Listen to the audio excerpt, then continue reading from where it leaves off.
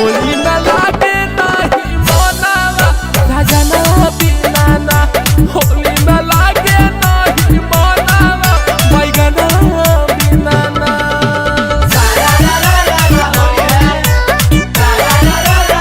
Music by Amarjeet Sharma.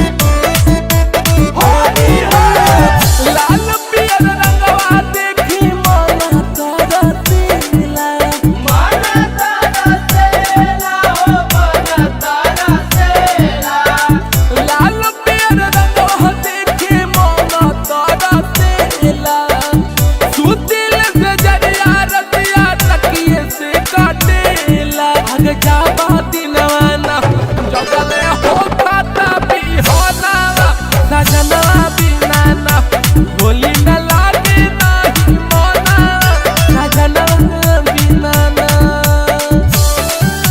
सारा होली है सारा होली है होली हो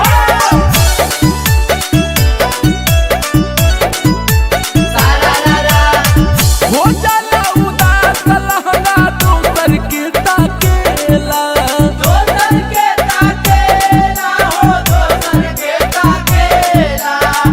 हो जाला उदास लहंगा दोसर के ताकेला केकर संग खेली रंगवा मना बहकेला आज तवा बिना ना होली न लागे नहीं मनावा नीति तवा बिना ना होली न लागे नहीं मनावा सजनवा बिना ना आखी सजनवा बिना ना। बाय सवेरा फिल्म्स।